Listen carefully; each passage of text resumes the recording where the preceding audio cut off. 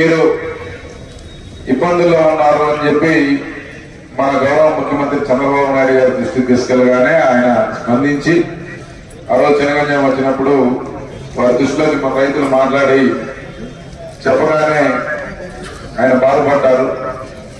స్పందించి ఇమీడియట్ గా అధికారుల్ని, వ్యవసాయ శాఖ మంత్రి వారిని, నన్ను ఫీల్డ్ లో పంపించి ఎక్కడికక్కడ దీని మీద ఒక పగడ్బందీగా ఒక మంచి రిపోర్ట్ తయారు చేసి సమస్యని ప్రస్ఫుటంగా ప్రభుత్వానికి చెప్పడం, ఆయన చకచక నిర్ణయం తీసుకోవడం, మొట్టమొదటిసారిగా దేశంలో ఒక పొగాకుని, బర్లీ పొగాకుని, టొబాకో బోర్డు పరిధిలో లేని పొగాకుని కొనడం అనేది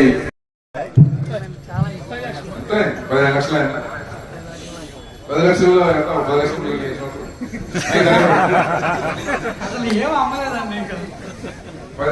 పెట్టుబడి అంటే 10 ఎకరాలు మన దేవయ్య చాలా ఇంపార్టెంట్.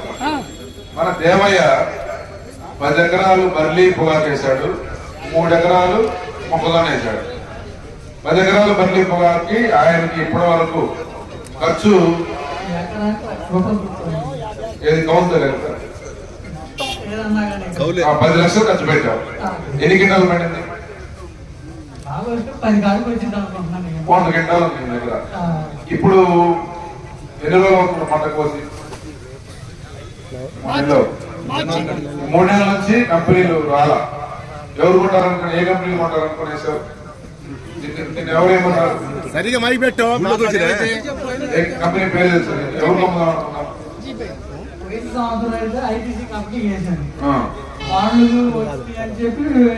కంపెనీ రాసుకున్నారు. ఓకే, ఇప్పుడు అమ్మే గాడి కొత్త పేరు ఆపండి అన్నారు. ఈ పేరు కొత్త ఆపండి, పాత వాళ్ళు బట్టి ముందు కొంటామన్నారు. ఎన్ని గింటాలు అయింది? ఏ ధర చెప్పారు? 38 గింటాలు, 40 వేసుకో రఫ్ గా. 3 ఎకరాల మీద ఎకరానికి పెట్టుబడి ఎంత అయింది? పెట్టుబడి దానికి 40. అవుతాయి. మీ సమస్య తీరుతుంది. 12,000, 9,000, 6,000 ఏదో ఒక రేటు మీరు తెచ్చే క్వాలిటీని బట్టి 50%, 20% లోపం ఉండాలి. తీసుకోవాలి, ఎందుకంటే బాగా బాగుంటుంది కాబట్టి ఇది తెలుసు పొగాకు గురించి. కాబట్టి ఈ డబ్బులు మీకు మీరు తొందరలో ప్రభుత్వం మీ అకౌంట్ లో డబ్బులు వేస్తారు. ఇక్కడ మీరు గుర్తుపెట్టుకోవాల్సింది ఏంటంటే మీకు చాలా పెద్ద సమస్య వచ్చింది. కంపెనీల చేతుల్లో మీరు మాయ మాటలు చెప్పి మోసపోయి మీరు ఇబ్బంది పడ్డారు. అలాంటి సమయంలో మిమ్మల్ని ఆదుకోవడానికి ప్రభుత్వం ముందుకు వచ్చింది. అంటే మీకు సమస్య ఉన్నప్పుడు ప్రభుత్వం ముందుకు వచ్చింది కాబట్టి మేము ఎదురెళ్ళి సమస్యలు మనం నేర్చుకుంటాం, మా సమస్యను ప్రభుత్వం తీరుస్తుందంటే కరెక్ట్ కదా? అనేది అవునా కదా? ఒకటి తీర్చారు కదా, మళ్ళీ రేపు వస్తే మళ్ళీ రేపు కూడా తీరుస్తారు. మార్కెట్ లో సరుకు లభ్యత తగ్గిపోయేటప్పటికీ, లేకపోతే వాళ్ళకి ఏదో రకరకాల కొత్త ఆటలు వచ్చేటప్పటికి రేటు పెరిగింది. రైతు ఆనందపడ్డాడు. కంపెనీలు రైతు దగ్గరికి వెళ్ళి పొలం మీద ఆరబెట్టిన పొగాకుని మోపులు కట్టి అక్కడే కొనుక్కొని వెళ్ళిపోయి. కానీ ఆ రోజు కంపెనీలు మీ మీద కుట్రమని మీకు అర్థం కాదు. తర్వాత వాళ్ళు ఏం చేశారంటే, ఇట్లా అయితే రైతు చుట్టూ మనం తిరగాలి, మన చుట్టూ రైతు తిరగాలి అంటే మనకి 100 ఎకరాలు అవసరము, 200-300 ఎకరాలు వేపిద్దాము, రైతుల్ని మోటివేట్ చేసి వాళ్ళకి ఏదో ఆశ పెట్టి వేపిద్దామంటే మీరు అప్పట్లో పడిపోయారు.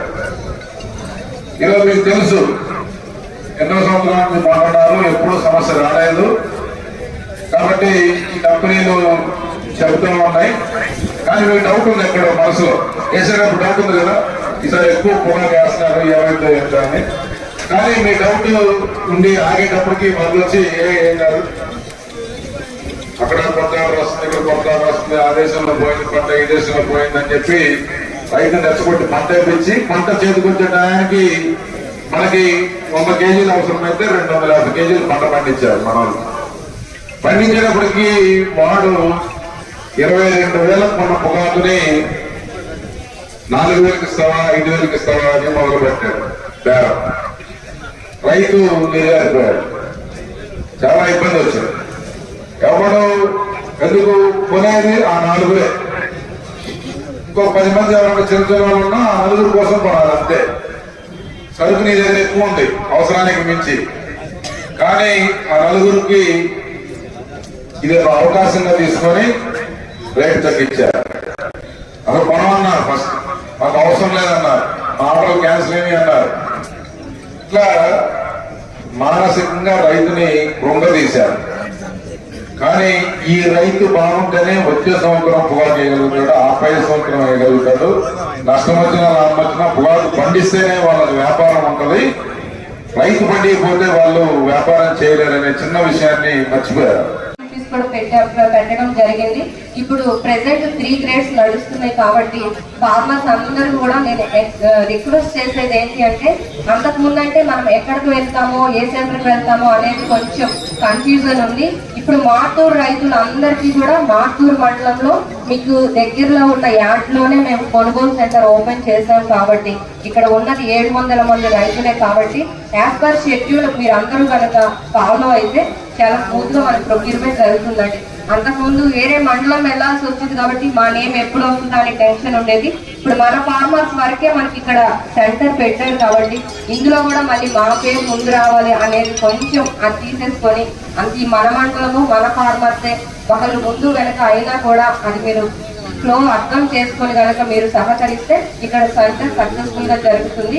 రైతులు 3 గ్రేడ్లు తీసుకొని నెమ్ము శాతం 20 మించి కనుక తీసుకురాకపోతే ఇప్పటికీ రోజుకి 600 బేళ్ల వరకు మేము ఒక పర్చేజ్ సెంటర్ కి పర్ డే